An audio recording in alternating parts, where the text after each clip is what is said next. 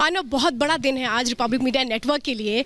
2017 में जब आप इंग्लिश लॉन्च करने वाले थे तो आपने इसी बैंगलोर से कहा था कि मैं इंग्लिश लॉन्च कर रहा हूँ, और आज 6 साल बाद आपने एक बिग अनाउंसमेंट किया। इसका मायने और लोगों के विश्वास को जीतकर आगे बढ़ने की जो रिपब्लिक मीडिया नेटवर्क की कोशिश होगी वो क्या है?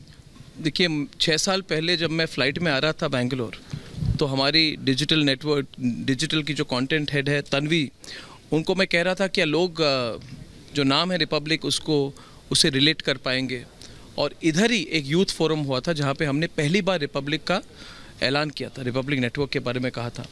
और तब से लेके अब तक 4 चैनल हैं हमारे 1600 एम्प्लॉयज़ थे, अभी हमारे 1800 प्रोफेशनल्स रिपब्लिक नेटवर्क के साथ जुड़े हुए हैं।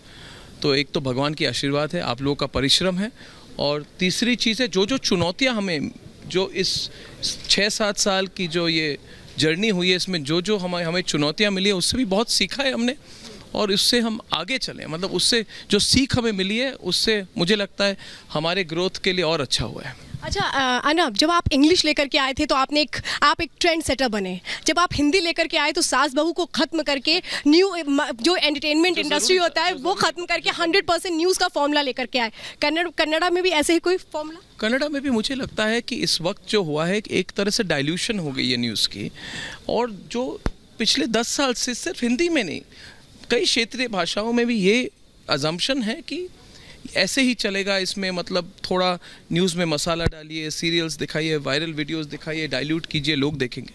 तो हमारा फॉर्मूला एक ही है, एक तो देश प्रेम, राष्ट्र सर्वोपरि, जिसके बारे में आज मैंने कहा, और दूसरा बहुत बड़ी बात यह है कि हम सिर्फ और सिर्फ न्यूज़ दिखाएंगे, लाइव ब्रेकिंग 100% न्यूज़। और ये तो बहुत ही एक तरह से साधारण सा सिंपल फार्मूला, इसमें कोई कॉम्प्लिकेशन नहीं है। मुझे समझ में नहीं आता है श्वेता, इस सिंपल सी चीज़ को लोगों को समझ में क्यों नहीं आती है। दूसरे न्यूज़ रूम्स पता नहीं क्या करते रहते हैं, मगर मुझे लगता है कि अगर हम 100% न्यूज़ दिखाएंगे, और रिपब्लिक की जो ब्रांड है, ब्रांड वैल्यू है, लोग एक्सेप्ट कर चुके हैं, और रिकग्निशन भी है हमारे ब्रांड की, तो समय के साथ हम नंबर 1 बन जाएंगे। सिर्फ कन्नड़ में नहीं, already all over the country हम नंबर 1 नेटवर्क बन चुके हैं आज। तो अच्छा अनब, जो एक सिलसिला 6 मिलियन से शुरू हुआ था वो 43 मिलियनों को क्रॉस कर चुका है, 438। अनब, अगर इसको देखें तो इसको आप कैसे देखते हैं? लोगों का विश्वास रिपब्लिक मीडिया नेटवर्क के साथ जुड़ा है, लेकिन ये जो विश्वास है बहुत मजबूत हो रहा है, इसको कैसे देखें? मुझे तो तब तक सुकून नहीं मिलेगा जब तक कि 100 करोड़ लोगों तक हम मिनिमम टू मिनिमम ना पहुँचे, और मुझे लगता है कि वो हो जाएगा, अगले 3-4 साल में हो जाएगा।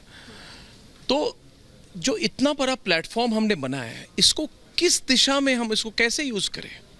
मुझे लगता है कि भारत तो जैसे विकसित राष्ट्र होने वाला है, प्रधानमंत्री ने ऐलान कर दिया, और ये होना भी चाहिए।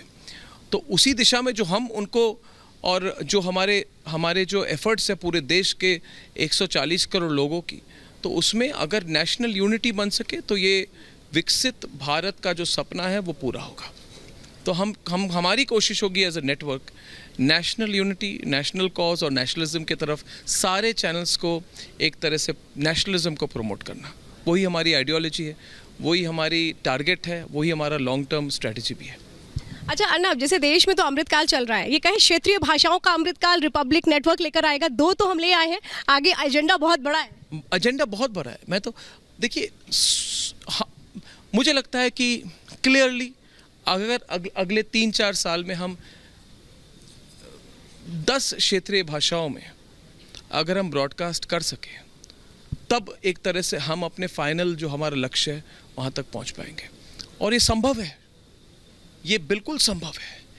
इसके लिए पूंजी की ज़रूरत नहीं है, इसके लिए एक तरह से दृढ़ विश्वास की ज़रूरत है। लोग कहते हैं कैसे रिपब्लिक नेटवर्क नंबर 1 बन जाता है। लोगों ने कहा था कि कैसे आप में हिम्मत हुई कि आप हिंदी चैनल ले आए। लोगों ने कहा था बहुत पूंजी की ज़रूरत होती है। हमारे पास पूंजी नहीं थी, विश्वास थी, और उसके साथ हमने चैनल को ज़रूर सक्सेसफुल किया।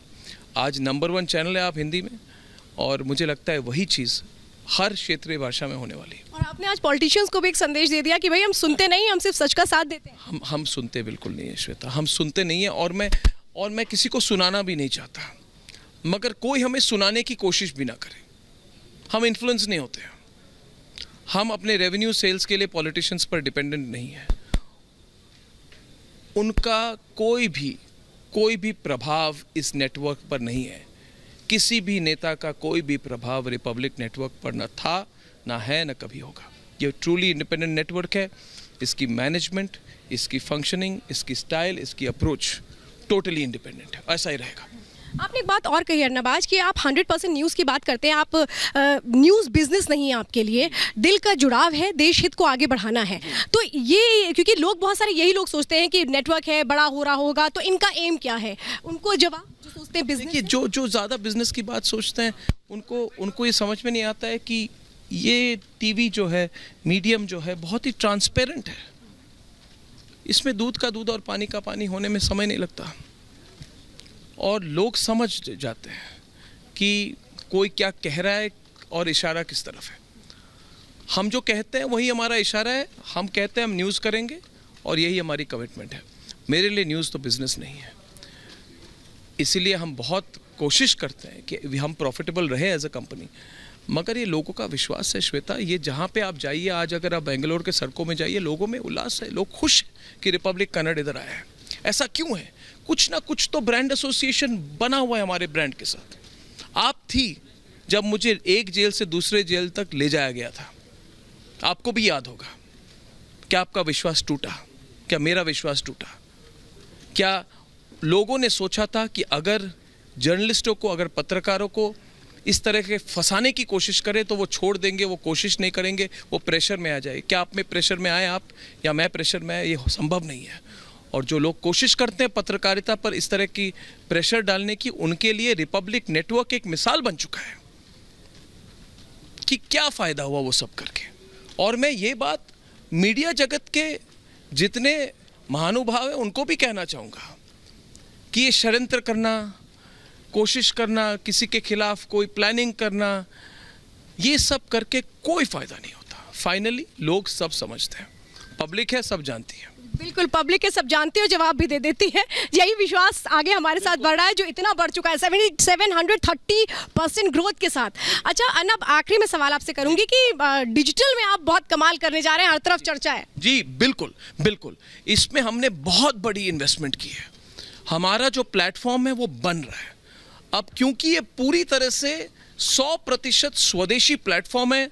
इसमें टेक्नोलॉजी स्वदेशी है, लोग स्वदेशी है, कोशिश स्वदेशी है, तो सॉल्यूशंस भी स्वदेशी होने पड़ते हैं। और इसीलिए क्योंकि हमने कोई इंपोर्ट की हुई टेक्नोलॉजी के साथ हम अपने प्लेटफॉर्म को शुरू नहीं कर रहे हैं, और इंपोर्टेड पूंजी भी नहीं है इसमें, इंपोर्टेड टेक्नोलॉजी भी नहीं है, तो इसको बनाने में थोड़ा समय लग रहा है, जिसको कहा जाता है फाइन ट्यूनिंग। तो फाइन ट्यूनिंग चल रही है। अगले महीने से आप देखेंगे, आज अगर आप देखें हिंदी में यूट्यूब में नंबर 1 रिपब्लिक भारत है। आप अंग्रेजी में देखें तो नंबर 1 यूट्यूब पे सोशल मीडिया में रिपब्लिक टीवी है। और इसी दिशा में मुझे लगता है रिपब्लिक कन्नड़ भी होगा और फाइनली रिपब्लिक ग्लोबल होगा।